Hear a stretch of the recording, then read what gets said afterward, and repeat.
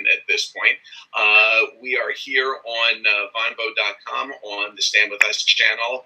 My name is Mike Harris. I am a grassroots lay leader for Stand With Us in the San Francisco Bay Area, and I am truly honored to be able to be speaking to two gentlemen at the same time who I have great admiration for.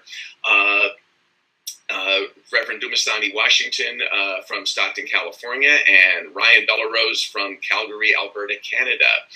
Before we get to each of them, I just want to give you a little bit of housekeeping information. The first thing is we will be taking some questions from the audience. You'll be able to go ahead and put them in the chat room, and we will try to get to those.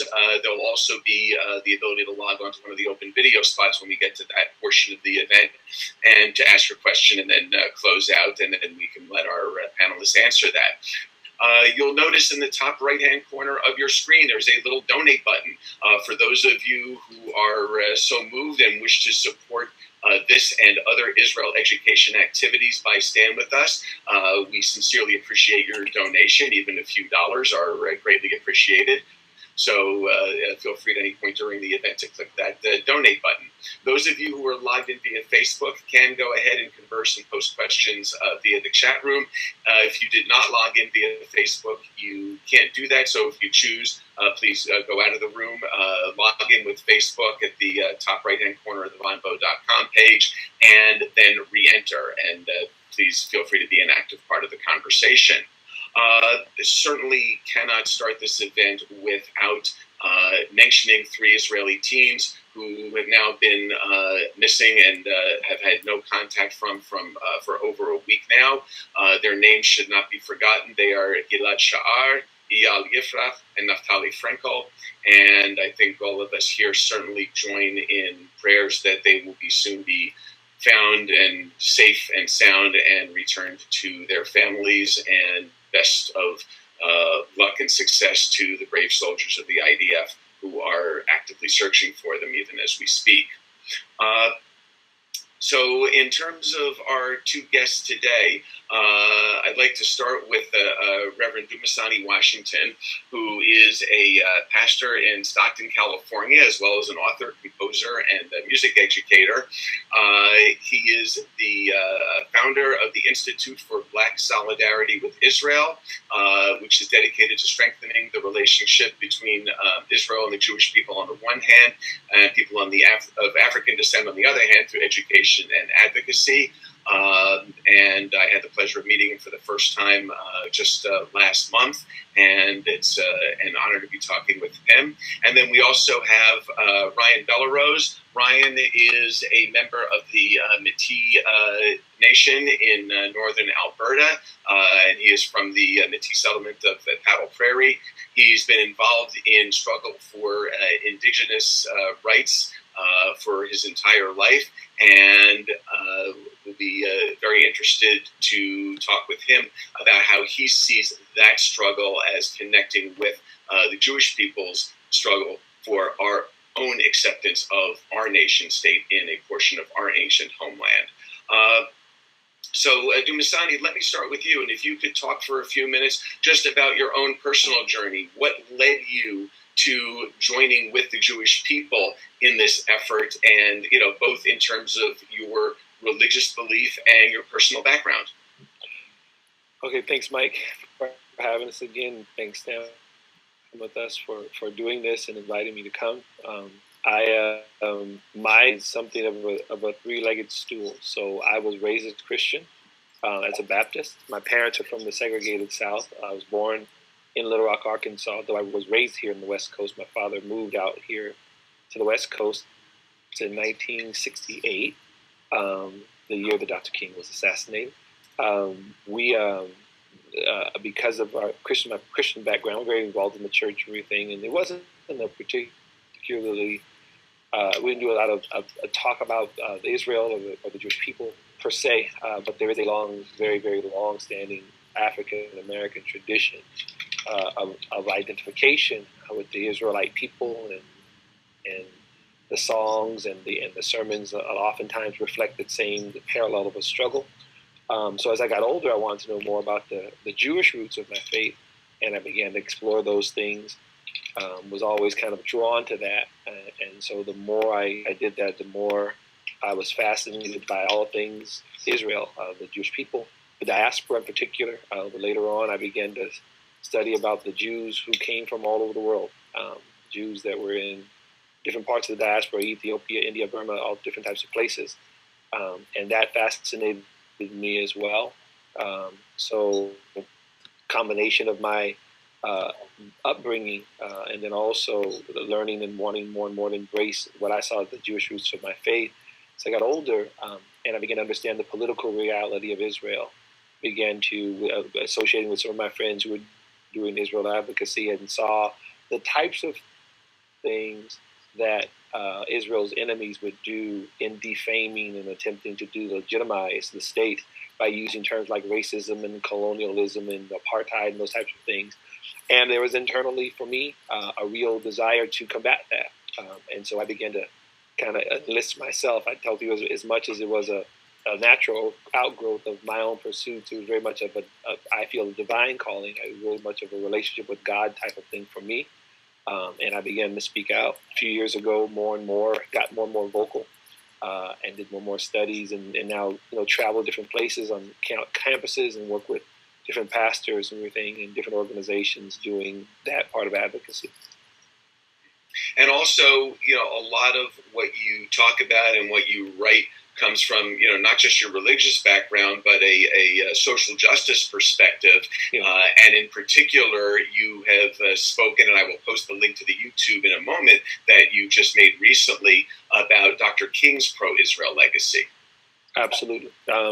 We did that video as part of what we do with the organization that I founded last year, Institute for Black Solidarity with Israel.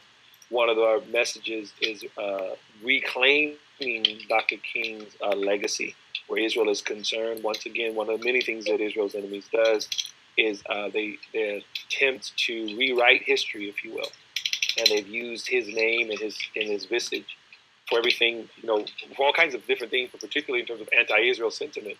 And not only was he not anti-Israel, he's very much pro-Israel, but also, as I say in the video, he was not anti-Palestinian either. He was concerned about both people groups, and he spoke to that. And yes, we make the point here. I'm finishing my book. I'm writing a book, and it'll be out in the next few weeks, called Zionism in the Black Church. And there's a chapter that's dedicated to Dr. King's advocacy, where we talk about the Black spiritual legacy in terms of Israel, but we talk about how Dr. King, having been a Baptist pastor, he grew up in that same Black church tradition. His Israel advocacy publicly was not scriptural, spiritual, and those types of things. He discussed things like democracy and freedom, and he argued Israel's right to exist and live in peace based on his understanding of justice and social justice. And that's exactly what we attempt to do with IPSID.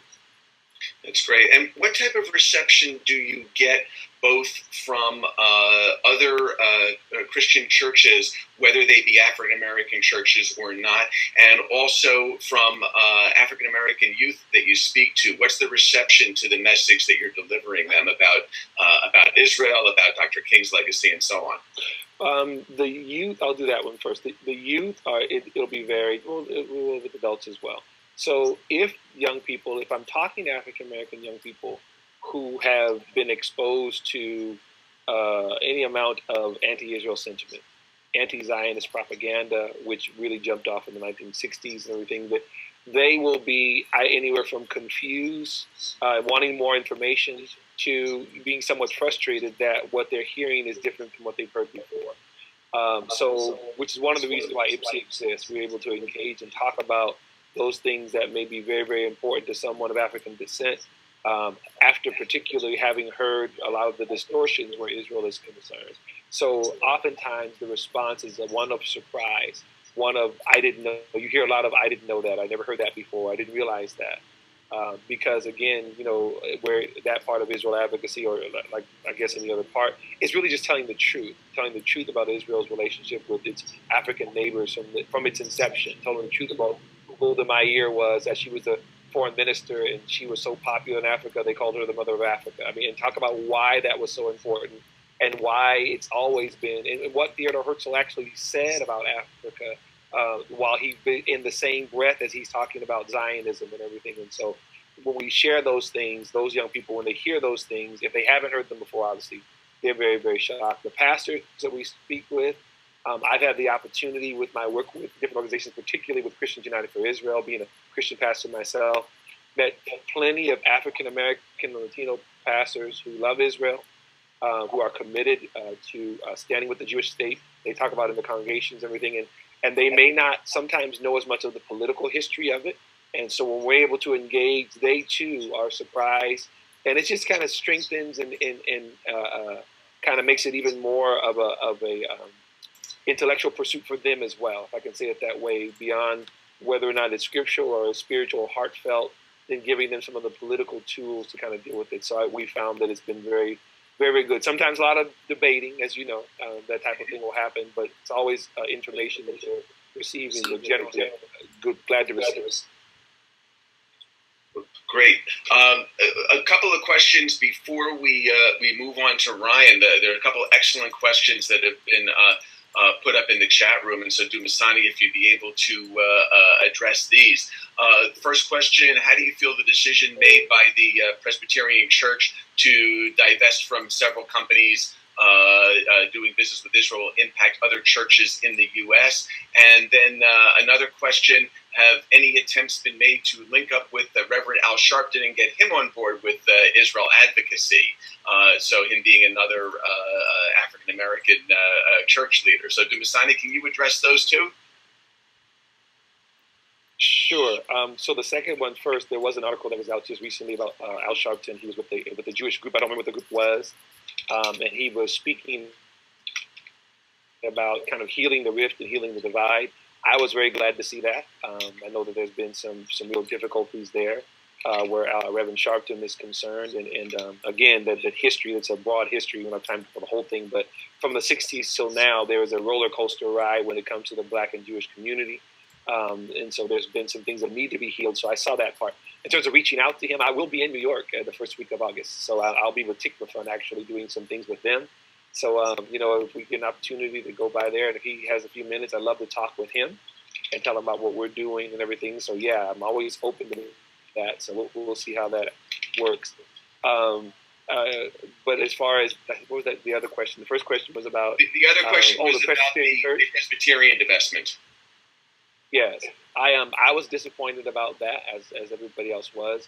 As far as it affecting the rest of the broader church, people who aren't Christian, they don't know much about the Christian community within the United States. It's a very, very compartmentalized group of people, if you will.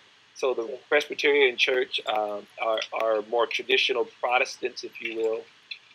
The overwhelming majority of evangelical Christians, which is a different branch of Christianity, are very much pro-Israel. So in other words, what the PCUSA just did is not going to affect, organizations like CUFI in the least bit, in most evangelical churches. What we see happening where some of the erosion of support for Israel is concerned, like with PCUSA, are from organizations, churches that are, I'm trying to be wise as I'm saying this, they are not extremely representative of the populace. As a matter of fact, I have Presbyterian friends right here in town, and they've already expressed to me how disappointed they were with this decision. It was, in my opinion, and I'll claim it, it was an elitist decision. It was obviously an ill-informed decision for them to divest from these companies that do business in Israel. They've obviously bought the lie about what's going on there. And I honestly, and I may be wrong, but I honestly think it's going to impact their organization more negatively than it's going to have anything to do with the broader Christian community.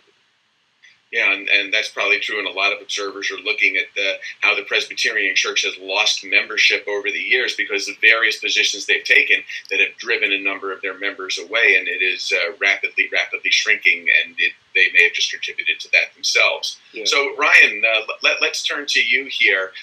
You have a absolutely compelling personal story in terms of your own background and how it led you to become a friend of Israel and the Jewish people. So let's go ahead and hear from you about that. Well, it's more, it's not really so much my story as pretty much the story of pretty much indigenous people everywhere. kind of the reason that I came to the position of supporting Israel was when you study the facts of the situation, and you actually read you read the history, and you make sure to take everything into context. You see that clearly the Jewish people are an indigenous people that are, the same as indigenous people everywhere. They've been oppressed, they've been marginalized. They haven't had access to their sacred sites. They've been displaced from their ancestral land. And the exact same thing it has happened to my people and is still happening here in Canada. It's kind of funny because at the very start, you mentioned I'm from the Paddlepuri Métis settlement. And it's really funny because some people in the chat picked up on that. And it is kind of funny that, we use the word settlement. But the reason we use the word settlement for the Métis settlements in Alberta is because the Métis people are not indigenous to Alberta. Our lands are actually closer in Manitoba and Saskatchewan. But unfortunately, we weren't able to retake our ancestral lands, and the government gave us land in Alberta. So they really are actually settlements. That's why, when I talk to people about Israeli settlements, I'm always very careful to make sure that they understand that you're not a settler when you're living on your own ancestral land, and that those shouldn't be called settlements, and we shouldn't be calling them settlers. So. Yeah. And at what point in your life, growing up, did you start realizing that your own viewpoint, your struggle as an indigenous person really was very much the same as that of the Jewish people in the land of Israel? Well, in all honesty, it started when I was quite young. I used to read a lot of history, and I really enjoyed reading about, I'll be honest, I was really religious when I was younger as well. I grew up Roman Catholic, and so as somebody likes to read a lot, I read the Bible, and I really liked the Bible stories. But, being a little boy, of course, the stories I liked the best were the stuff about Maccabees and stuff like that. So I started, the way that I always approached things was I would study things until I literally couldn't find anything else to read about them. And you got to remember that I'm a little bit older, so this is before the advent of the internet and the easy access to information. So a lot of it came from encyclopedias and any books that I could get my hands on. When I started to really examine the history, that's when I really started to notice that a lot of the stuff that I could see my own family going through, and that I heard the stories coming from my grandmother and my grandfather, you just start to see the correlations. You start to see there's a people that have been displaced from their ancestral land, and they've been kind of treated like second-class citizens all over the world. And it doesn't really take a whole lot of extrapolation to then look at my people in the way that we're treated in our own country, and to see that, hey, we've been displaced from our ancestral lands. People don't respect our sacred sites, and we're trying to fight. We're fighting in our own way, but our struggle really. There's so many correlations that if you just look at it with an honest and unbiased eye, you can't help but see all the correlations. Yet at the same time, you've also had experience with advocates for the Palestinian cause trying to frame their struggle as one of an indigenous people, and that of the Israelis as being white settler colonialists, which is a term you definitely hear. Tell me what you've experienced with this and how you respond to it. Well, you see here, it's an incredibly offensive thing for me to hear, and it's really quite dangerous to any person that advocates for indigenous rights, and I'll explain why. The whole basis of the Palestinian claim to indigenous status is based on the fact that they claim to have blood ties to the first people that were in the region. That's their sole indigenous signifier. Now, the problem is that if you accept the idea that somebody can come and conquer and subsume an indigenous people and thereby grant themselves indigenous status, that's a huge problem for indigenous people, because by that same argument, white Canadians, and I hate to use that term, but truthfully, white Canadians can then claim, we've been here for 300 years now, so we're now indigenous. And as an indigenous person, that's not what grants indigenous status. What grants indigenous status is the genesis of culture, the genesis of language, traditions, and an ancestral land. Like, you have to have those things, or you're not an indigenous person. Now, the biggest problem is with the Palestinians making these claims is that they claim that they're descended from the Philistines, and then that got debunked. So now they're starting to claim that they're descended from the Canaanites. So basically, you have a people who actually can demonstrate their ties to the land. They have archaeological proof. They have scientific proof. You can't argue that. But the problem is that because this is such an entrenched narrative, you have people that will literally argue. Getting them recognized as Middle Eastern or Asian by the census, and eventually as an indigenous West Asian people by the UN, to empower Jews and nourish our national identity, and put the end to the idea that Jews are only a religion as opposed to an indigenous Middle Eastern people. And so, Ryan, what is your view on that? Well, it's common sense. I mean, that's the part of this that has always baffled me, is that you have people that will literally argue against common sense. I mean, you have a people that are clearly from a specific region. They clearly have ancestral ties to the land. And yet I find myself having these arguments, not just with white people, but with indigenous people. Because they'll say something like, the other day, somebody actually said to me, well, why didn't the Jews move to Uganda? Somebody offered them free land in Uganda and nobody would be trying to kill them there. And I was like, well, you don't hear Jewish people say, next year in Kampala. They say next year in Jerusalem, because that's where they're from. Right. I mean, you don't, it's baffling to me sometimes, because you're the only people, the Jewish people are the only people that I've ever seen that have to actually try to justify their indigenous status. I mean, it happens sometimes to Métis people. We do have Native people in Canada that don't believe that we're an indigenous people. It frustrates them because, we do have white blood. And we don't deny that we have white blood, but what we do say is we are an indigenous people. We had the genesis of a language, culture, traditions. We have a specific ancestral land. I don't try to lay claim to, British Columbia or Quebec. And it's the same thing to me. The Arab claim is the same thing. The Arabs are trying to claim the Levant when they're from the Arabian Peninsula. That's where everything about being an Arab tracks back to that region. Their religion, their most sacred place, all their culture that tracks back, it all goes right back to that place. So they are an indigenous people. They're just not indigenous to the region that they're trying to claim. Right. I believe it was the historian Barbara Tuchman who points out that the Jews are pretty much the only people, and certainly the only people in that region, living in the same land, speaking the same language, and following the same religion that they were 3,000 years ago. And there's really almost nobody else in the Middle East, except for maybe some very, very small groups that have survived assimilation into the Arabic peoples, that can make that claim. I'd like to also, Max, thank you for posting the reminder in the chat room. For those of you who would be interested in supporting the work of Stand With Us, including what Stand With Us was able to do just this spring, which was to send Ryan on his first trip to Israel as a pilot trip for, I guess you'd like to take, maybe about a dozen other indigenous leaders to Israel next year. It was a pilot trip for that. Yeah, we're actually we're working on it as we speak. Stand With Us is going to be involved helping actually plan the itinerary. What we're going to be doing is we're actually going to be taking 12 Indigenous activists from Canada, people that are actually very well known in the Native rights movement. We're not taking chiefs. That's typically been kind of the way people have gone, is taking chiefs over to there. But in reality, in most of our communities, the chiefs don't have a whole lot of credibility. So we're looking at taking actual leaders in the community, people that are involved, but they might not be involved in something like this, because the reality is that our struggle is pretty intense and it's very time consuming. So I understand that I'm actually a rarity, because I do my best to try and make time for this, because I do believe it's very important. Well, thank you. We're going to move the discussion along just a little bit here, because we had promised in the publicity for this that we were going to talk a little bit about the kidnapping, and certainly would have hoped to have some welcoming news at this point about the boys being found.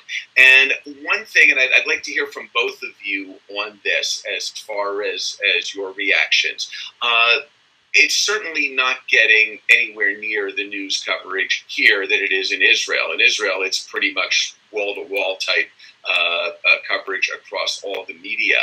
And part of what unites the Jews in Israel is that there really is a strong sense of kinship, of family, for people who have absolutely no relationship, whatsoever with these teens. There is a phrase in Hebrew, Kol Yisrael Arevim Zeh Lazeh, which means all of the Jewish nation looks out for one another. And this is what we're seeing happening right now, with just the concern, the support happening there. And I'm just wondering, from each of your perspectives, How clearly is this understood by each of you and by the people that you're in contact with? Are they understanding that people are looking this not simply as just an act of terror, but an act that is really aimed at every single one of them and at their very existence in the region as Jews? So, Dumasani, can you speak to that? Sure. Well, first of all, like what you said, obviously in the media here, it's not getting nearly the press. So the average person, I would imagine, doesn't really know. They're not really aware of it. The media is not discussing it at all. So to answer your second part of it, Mike, about the reaction and the understanding of this being the Jewish people as a cohesive unit and this affecting everyone. One of the first things that I noticed in talking to my friends in Israel, and I'm fortunate to have friends from very different ethnic backgrounds in Israel. I have Ethiopian Jewish friends, I have Ashkenazi friends, I have Mizrahi friends, and it's always wonderful to talk about what's going on in the land there. And what they've all said to a person is how heartbreaking this is, how frustrating this is, and how each of them take this very personally. Those young men that have been abducted are like their brothers or cousins or sons, and it doesn't matter what part of the world they are from as Jewish people. And as Israelis, as we know very famously, the young Arab Israeli who's been on making lots of noise about Hamas bringing them back, and how he's been receiving death threats and everything. And so it's really galvanized, or I should say, it's really illustrated that point.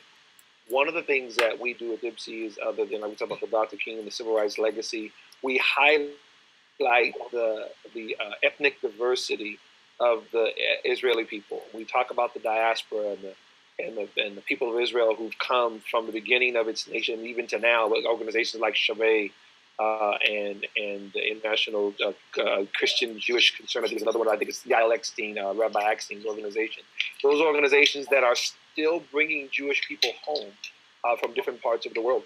And we highlight that to the people here in the United States, whether I'm talking to young people, regardless of their ethnicity, African American, Latino, whoever, and letting them know that the Jewish people, they are one people, but their ethnic expression comes in many, many different ways after having been dispersed, as you will, and now coming back to the land.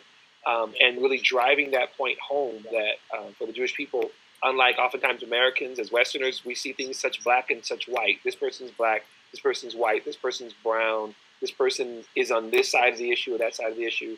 And we have to explain to them that it's very much seen differently in Israel. That yes, there's an awareness of someone who's lighter skin or darker skin, but they are Jewish people. They are people with a shared heritage and a shared,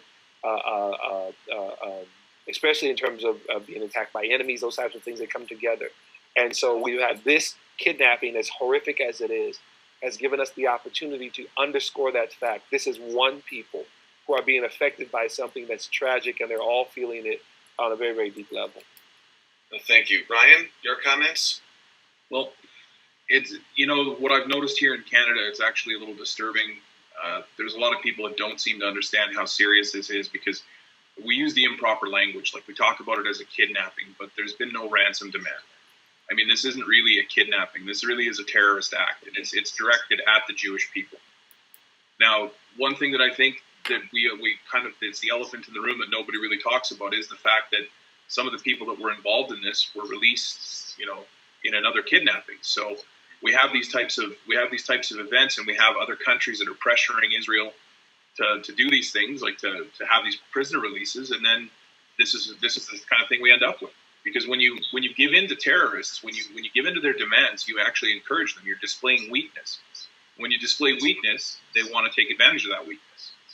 So, as frustrating and as horrifying as this is to watch from somewhere far away, we have to understand as well that Israel's in a very specific situation that no other country in the world is in. And if we're going to try and judge what they're doing and how they're doing it, I don't really see that as being very fair. Because it really is, we're not in that situation, and we don't have anything remotely approaching it here. Right. Yeah, absolutely. And I think one of the points you mentioned, of course, the fact that over 1,000 terrorist prisoners were free to get Gilad Shalit back. If Israel was also not united in understanding that Gilad was just like their own children, and on the one hand, you want to do everything to try to get him back, but on the other hand, there absolutely was very, very grave concern about the high price that was paid. And this is really the terrorists exploiting Israel's unity and connection to one another. It's a very, very different feeling, I think, certainly, just looking with me as an American sitting in California, I don't think there's anywhere near the bond that Californians or Bay Area residents, or where I am in Marin County residents, feel with each other. It's a very, very different and special thing in Israel, and unfortunately that is something that has been exploited. I'd like to go ahead and ask the audience now to please go ahead and start posting some additional questions, and in particular questions I think that would be really, really relevant to the experiences and background of our guests here. Not really so much debating Israeli policy or American policy, but what we have is really two very, very special people here who, while not members of the Jewish people, understand that their struggles are similar to ours, and feel a real need to speak out on that. Sarah, here. This is awesome. Thanks, Max and Mike, and all of you guys. So, Dumasani, obviously we're overdue to meet as well, but obviously in hip hop, I'm a hip hop connoisseur, and you're a musician. There's been, there's a Muslim Black voice as well. We see it with Mos Def and Talks of the Ummah. We see it with Talib Kweli, some of the members of Tribe Called Quest. I'm wondering if in the music world, which is also historically associated with the left, although I try not to, use these definitions, if you've had contact with that world and what you've encountered there in a Zionist framework, and if you've had any impact in that environment. I have not directly, Sarah. I know I'm familiar with the artists that you're naming and their music.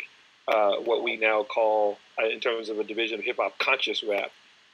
Interestingly, we had to start to call it that because of what became mainstream rap, what became, money and sex and everything else like that, trivial in some of the others, like you just described, like Mos Def and Talib Kweli. They are, and KRS-One, some of the other ones, they continue to try to hold to some sort of intellectual pursuit. I'm aware of some of the Islam kind of undercurrents that are there.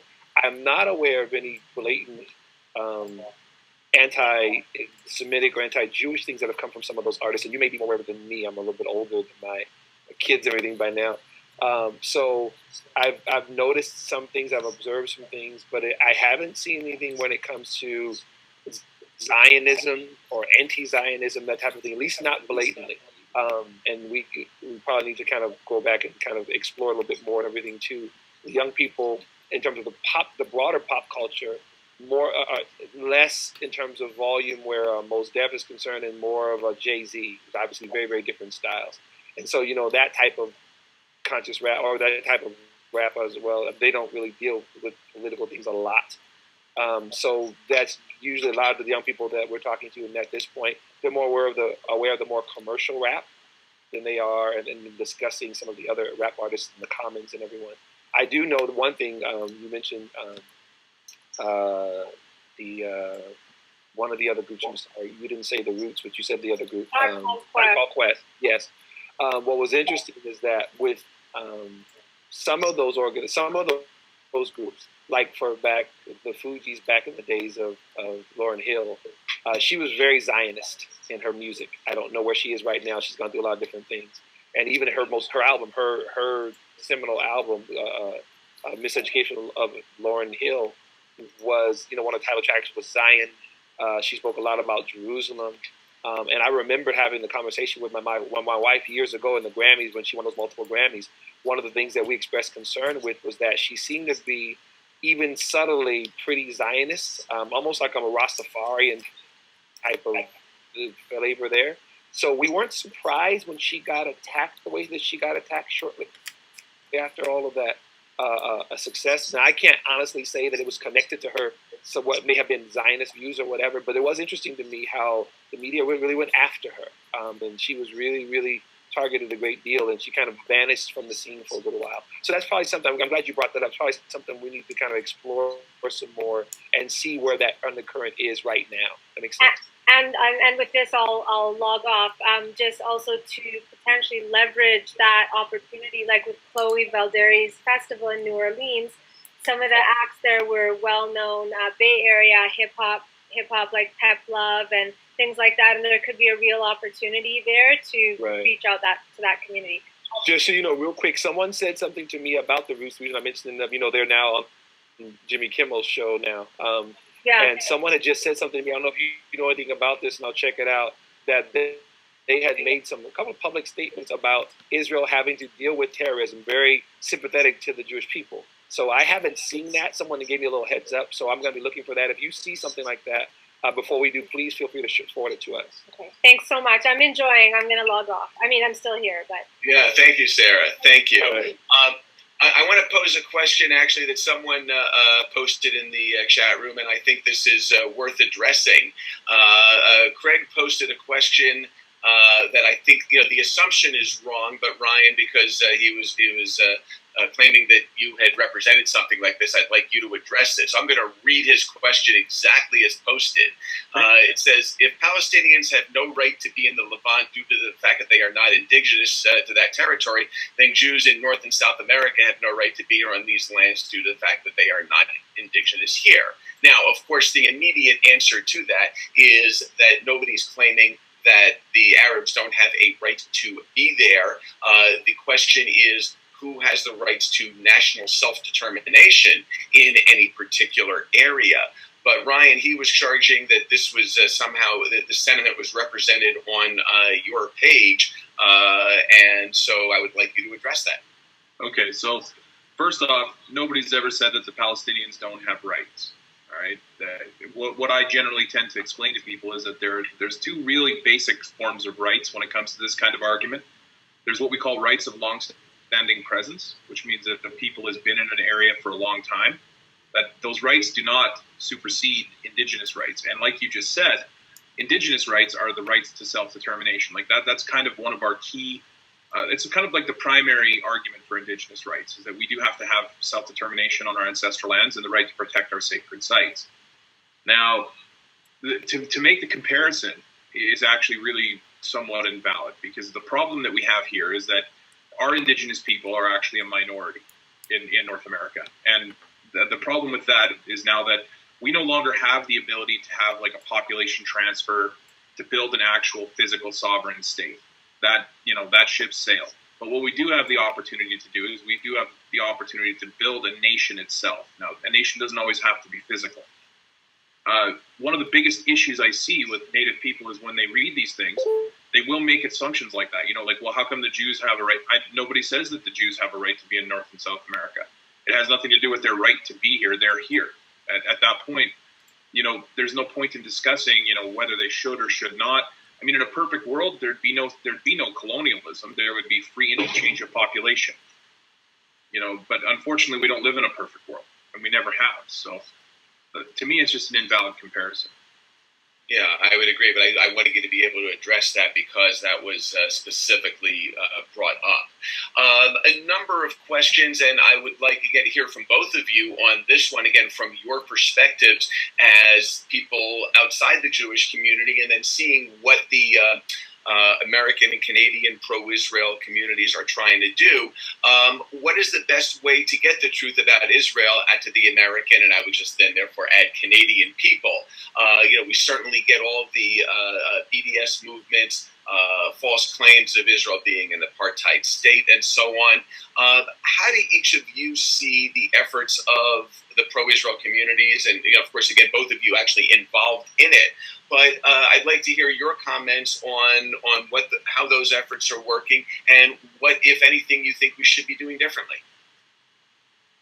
Dumasani, go ahead. I've got something to say, but Sure, Ryan.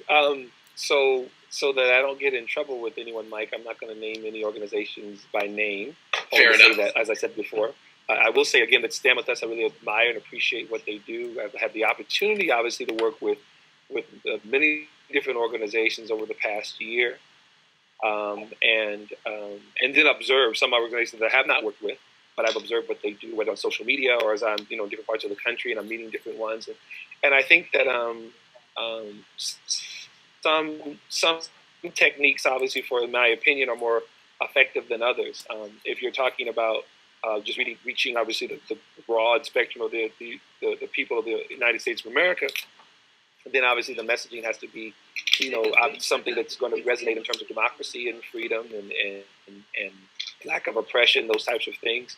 And I think that to a certain degree, the organizations does that, again, to a certain degree.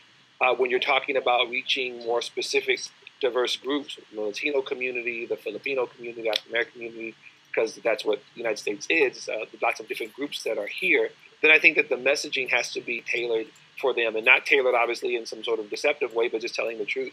So for our experiences when we're dealing with Latino or African American, either pastors, churches, or young people, again, we're emphasizing things like the diversity of Israel, the fact that it is not an apartheid state, if they've heard those types of things, and why it's not. And then we've also found that this is the part, to me, in opinion, why, again, is that's probably missing in most of the organizations, and that is any type of addressing of the true plight of the Palestinian people. What we found to be the case is that when it comes to defending Israel, there's the two-edged sword. There's the obviously touting Israel's virtues and who Israel is as a state, and even the fact that it's held to an impossible standard, those types of things. But there's also the acknowledgement of what's going on with the Palestinian people, particularly where their leaders are concerned. We talk about things about the fact that Mahmoud Abbas makes $1 million a month. That's absolutely obscene. We talk about the fact that the Palestinian Authority receives $2 billion annually, but the general population still live in poverty. We talk about the fact that in Gaza, that's about 1.6 or 1.4 million people, 1,700 Hamas members are millionaires. We discuss those things, and those things resonate with particular people of color who understand what theft is, what government corruption is, those types of things. And we found that those things, particularly with young people who've been told all of these things, and as a matter of fact, it's almost like a verbal jujitsu, as one of my friends would say. I mean, while they're on the campus spewing all these lies and hatred and mischaracterizations of Israel, we dispel those things and we turn and pivot. And we say, and by the way, now that we're talking about the abuse of human rights, let's talk about the honor killings that are up 200% in the West Bank. And those types of things are effective in really changing the narrative and else where the people are concerned. Mm-hmm.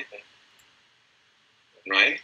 Yeah, it's funny because I'm not afraid actually to mention, or I shouldn't say afraid. I don't think Dumasani is afraid, but I'm not worried about mentioning names. So there are some groups I find that are much more effective in their advocacy, and actually Dumasani's group's one of them. So like IBSI, they're effective because they do things the right way. I find that what I call sit on your ass advocacy doesn't really get anything done. And unfortunately, there's a lot of the mainstream groups, and in most communities, the mainstream groups, the more mainstream they become, the less effective they become because they're less willing to take chances. They're less willing to put their name out there and to firmly stand behind something. So you end up with groups like Stand With Us, you end up with groups like Camera and Memory, and those are groups that they're basically there to just kind of put the facts out. And then in Canada, we had a real dearth of groups that were actually willing to step up and say, listen, like, just sitting there and talking about problems isn't going to fix them. You have to actually get out in the community and speak to people. You have to use language that they understand. You have to be intelligent about it. I mean, one of the things that I really love about Stand With Us is that they make pamphlets and they make brochures, but those pamphlets and brochures are very specific. They're very factual. They're very well researched. So I have no problem using them when I'm arguing with somebody. I use the facts that I got from that because I can trust it. And I think part of the problem that we've run into is that there are sometimes people that call themselves pro-Israel advocates, but they don't stay right on the facts. They allow emotions, and they allow their personal opinions to be in the fight way too much, when all we really need to do is quote the facts, because at the end of the day, the facts and the truth are on our side. And it's the easiest thing in the world to win a debate when you're right. Right. Though at the same time, I think you did highlight a point there, and certainly this is a challenge, certainly when I do my advocacy efforts, that it's educating people with the facts is one thing. Speaking to them in a language that resonates with their own experiences, talking to them in a way that reaches them, is harder to do. I can certainly talk to Jewish community audiences because we share a common background. We have certain things in common culturally, but it's very, very different. If I'm talking, for example, to an African-American audience, I have no doubt whatsoever, in addition to the fact that Dumasani is an awesome speaker, that he does far, far better with It's that. not what you do. Right. What you do is you find the way that people speak, and you speak to them the way that they understand. Now, you don't have to be a woman to understand women. You don't have to be gay to understand gay people. You don't have to be white to understand white people. You just have to be empathic. Empathetic, not empathic.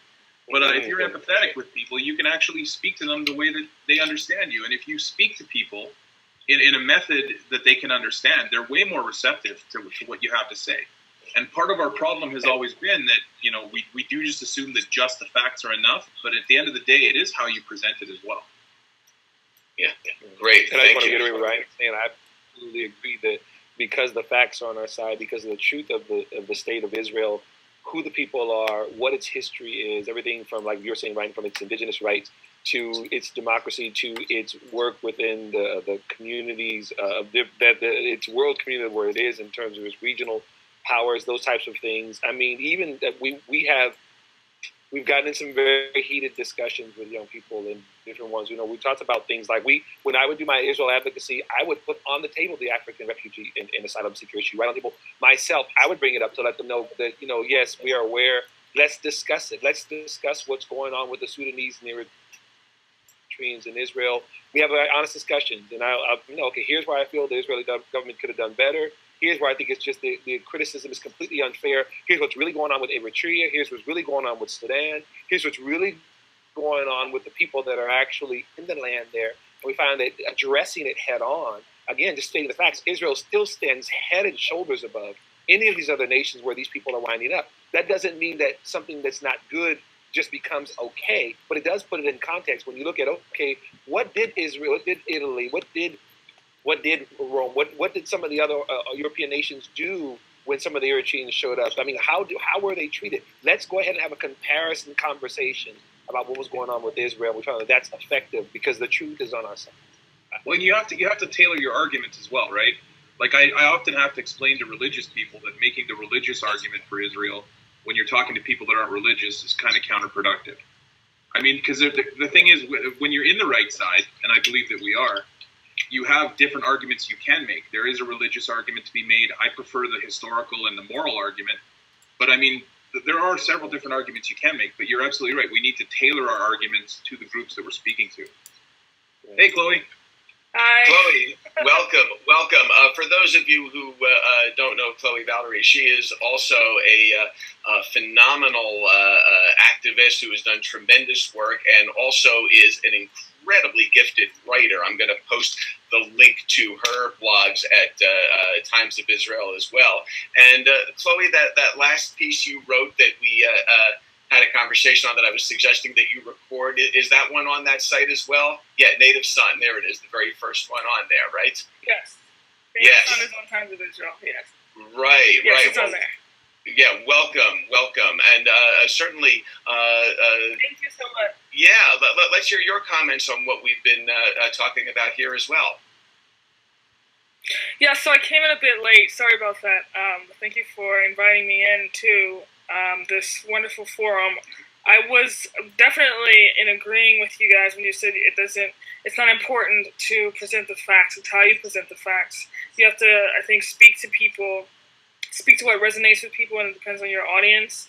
And also what Dumasani was talking about when he said caring for the plight of the Palestinian people, which is something that I think is actually a very important component of Zionism that isn't stressed. And what I mean by that is Zionism is a universal principle, and by definition, when you advocate for the civil rights of the Jewish people, you're advocating for the civil rights of all of humanity. And therefore, by definition, you would want to see the Palestinian Arabs succeed, and you would want to see them thrive. And, a product of that is, on one hand, of course, promoting the self-determination and the sort of dignity of the Jewish people, but at the same time crying out against the unjust treatment of the Palestinians by their own government and by their own regimes that rule over them. Yeah, it's very interesting. Just this morning, a few hours ago, I was at a forum at my own synagogue. And one of the guests there was the Consul General of Israel of the Pacific Northwest region, Dr. Andy David. And one of the questioners from the audience, who I know, and she's actually a very anti-Israel one-state person, but she asked, what about the rights of the Palestinian people and the Palestinian human rights? And he pointed out, and I think this dovetails with what you were just saying very nicely, that there are a lot of organizations in Israel that do pay attention to the question of the rights of the Palestinians. But then he asked her directly, and of course she had no answer for it. How many Palestinian human rights organizations are there that also advocate for the rights of the Jewish people in Israel? And of course the answer is none, exactly. So, we right. do know that. That was really something that, again, if you look at the facts of the situation, it's quite telling. So, Chloe, you also, of course, then work, in terms of your outreach, is probably much, much more to, an African-American population, a Christian population. And what is the reception? I asked, Dumasani this earlier. What's the reception that you get within those communities to the writing, the speaking, and the other things that you do in terms of your advocacy work?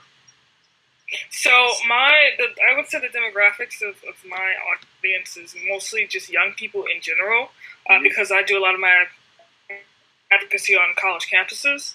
And so generally what we try to do is we try to combine advocacy with things that are fun, and because that's what people our age are attracted to. So we had a festival, a second annual Freedom Festival in this past March, and it was all about Zionism. It was very overtly about Zionism, because a lot of festivals are, sometimes they're pro-Israel, but they lack the terminology of being overtly Zionist. So we had a definition of Zionism on a banner. We put the definition on every free tank top that we gave out to everyone. We also had free beer and free food and things that people our age are attracted to. So what I find that is successful is combining advocacy with entertaining things, at least when you're targeting a demographic that is filled with students my age. And I also have spoken to a lot of Christian groups as well, and they have been generally receptive. But I do like throwing in new ideas, and so that when I approach the Christian demographic, it's not everything they've heard before, it's things that they think differently about, which is what I would reference things like, again, going back to the whole caring about the plight of the Palestinian Arab people and speaking out against the way their leaders treat them, which is, I think, something that they're not necessarily used to hearing. And so I combine old things with new things, and generally my audiences are receptive to that information.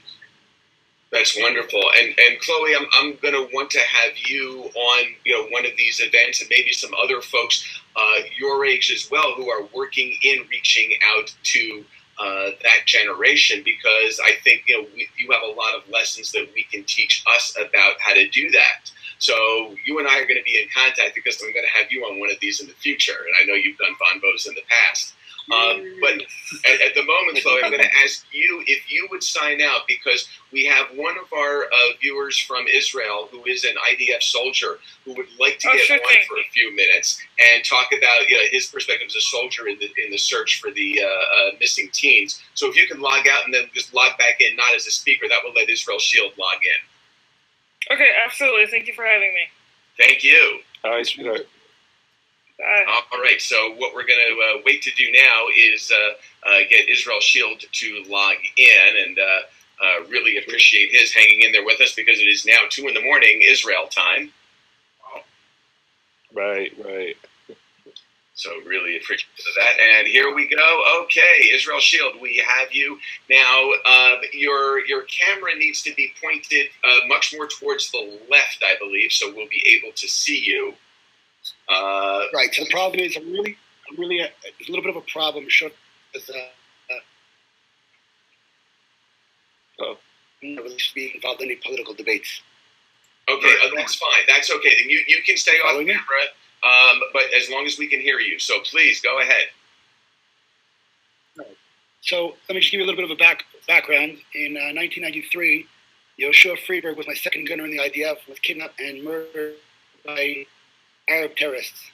All of his murderers were released out of jail on the last deal.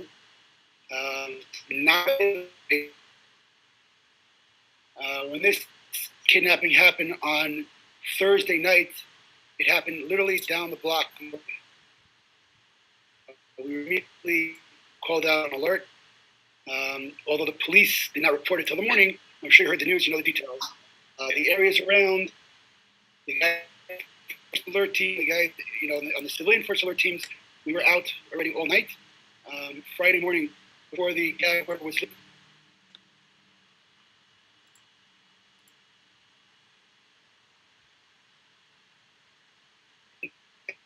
20 years now that I've been serving the and as an Israeli, as a Jew, obviously American-born, you can hear the accent.